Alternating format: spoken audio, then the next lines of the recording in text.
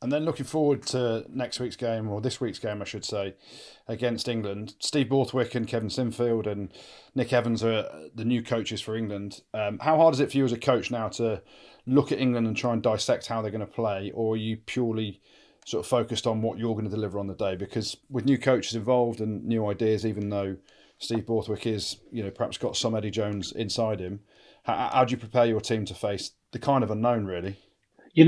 For a first game, it might help things because as coaches, Six Nations coaches, you have that 2 month gap between November and the start of the Six Nations, and you can fill that time with looking at your opposition and maybe having too deep a dive into what the opposition are doing. But really, for the first game, you've got to focus on yourself. We had 2 training sessions this week for players to get used to the way we train, the way we play, our language, and then next week it'll be getting our game plan out and another two training sessions. So you don't want to spend more than the minimum on the opposition for that first game.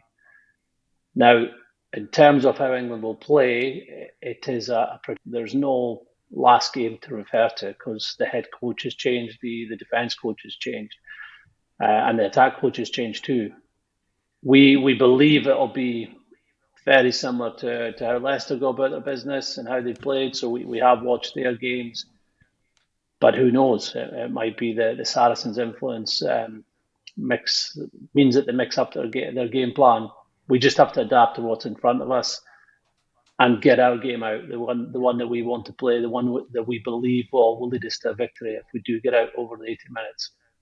You guys have got the depth now, and you've put together some big performances over the last few years. Where's the gap now where you guys can make a difference to get that consistency to win tournaments and win trophies? I suppose the gap is delivering a minimum level of performance each time you play. Like we're not going to win every game. No team in the history of Test rugby, even the All Blacks, win 100% of the game. So you've got to realise that's the impossible dream. But what we can control is our minimum level of effort, our accuracy, and a lot of that is down to staying in control of your emotions, staying in control as a group when things go against you. Because when you're playing in the Six Nations, you're playing in some tough environments against some quality teams.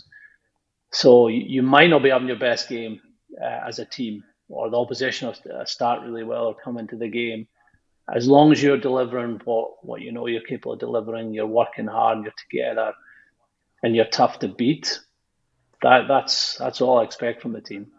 If we can get to minimum 7 out of 10 performances, and then ever so often we get those 9 out of 10 performances, we will get consistency. So just looking forward to the Six Nations then, obviously we spoke a bit about the England game. There is a World Cup 9 months away. For you, and you said it earlier about picking your best players for the here and now for this year, what would you deem a success for the Six Nations? You've obviously got your eye on the big prize of winning it. And how much of have you got one eye on the World Cup, or is it purely focused in Steve Borthwick's mind? It's just the next game because all he's focused on is Scotland. He's been counting down the days since he got the job. Are you someone that looks at both sort of the smaller, closer picture and the further away? Probably less so now. We spent time after November tests going out to France, looking at our training venues, finalising our warm up fixtures. So a lot of that World Cup preparation has been taken care of. We do have time again after the Six Nations to put more thought into get closer to selecting a squad for that period. It's an exciting year. That's all we know, and we know that our World Cup performance or chances will be given a big boost if we play well in the Six Nations over those 5 games. If we have a real positive Six Nations. In terms of success, you're going to get the cliched answer I'm sure you were looking for, which is playing to our potential. Like playing to that level of consistency over the 5 games with the belief that we can beat anybody we come up against. We've shown that over the last year, 2 years, 3 years. And the tough thing is just making sure we put our game in place. With the tournament, momentum is key. So going well in our first game or our first 2 weeks are going to be really important if we're going to have a successful season. Pod. Rugby Pod.